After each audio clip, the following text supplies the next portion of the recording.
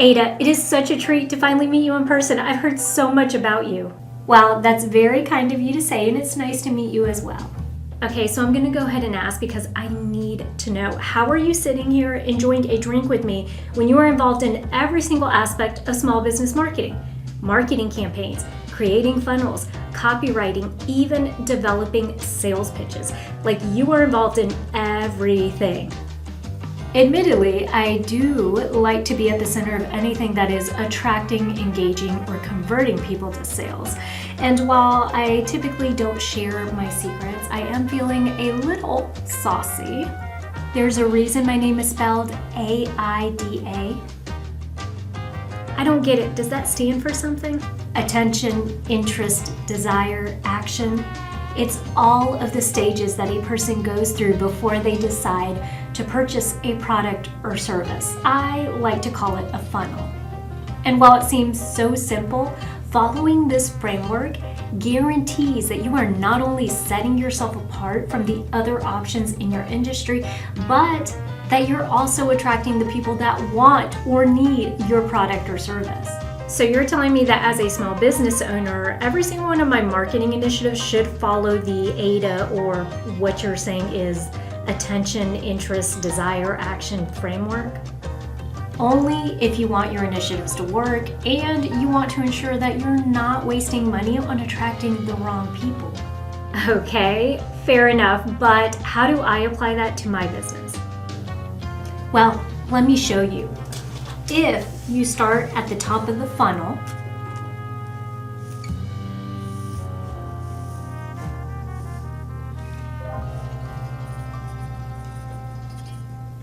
you first need to attract people, and this can be done with anything from an ad to a YouTube video to an Instagram reel to even a blog post. Anything that will draw new or perhaps interested people to your product or service. You are doing nothing more than just taking someone from being unaware of your product and service to being aware that you exist and that you're a viable option. Sounds like everything I'm doing on a weekly basis to promote my small business, blog posts, ads, social media. Very well. The next part is interest. If your ad, YouTube video, Instagram reel, or blog post, whatever it is effective, then the person's going to move into this next phase right here of the funnel, which is interest. And here you are going to present them with something that they can relate to, that they're curious about, or that they find engaging.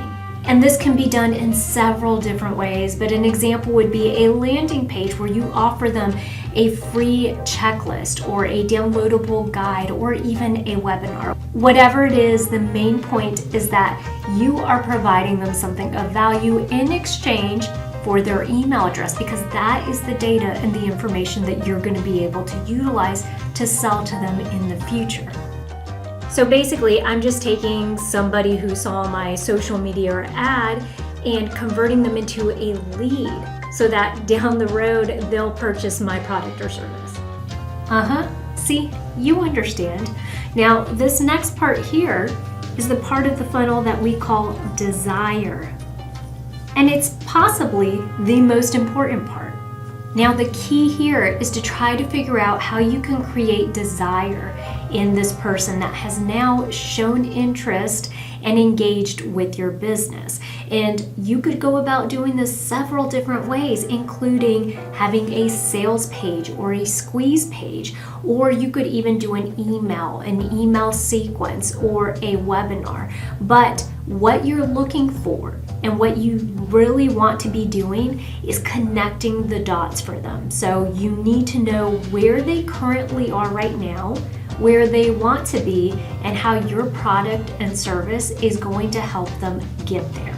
Now, this is my personal recommendation, but whatever tool that you're using in that interest phase of this funnel should tee up and should tease out enough desire. It should leave them wanting more. Provide so much value during that interest phase that then they're going to think, wow, I really want to see what a paid product or service from this business looks like and how that can help me bridge the gap and get me to where I want to be. which then leads us to the final part, which is action. And this, of course, is the ultimate goal. It's where they actually purchase from you. Okay, I think I understand, so tell me if I got this right. I'm going to have a course that I'll be selling here soon called Rock Your Fair, and it's going to be for small business owners or craft fair vendors to help them stand out and set themselves apart at local events. I uploaded a YouTube video on creative ideas for setting up a vendor table that will attract more people. I have a free checklist that they can download to help them pack and prepare for their next event so that they don't forget anything day of.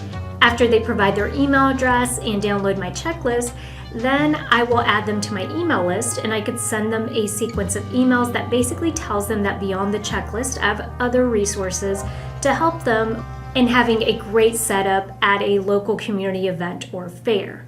And my ability to connect with them and show them that I understand their pain points and that I have a solution that will resolve that is essentially going to be what triggers them to buy my course. Looks like my job here is done. You nailed it. Now, if you are struggling with this part of the AIDA framework right here, the interest part where you're supposed to be capturing the information that's going to allow you to sell your products and services to your target audience later on down the road, then keep watching this next video right here because I will cover everything that you need to know about lead magnets.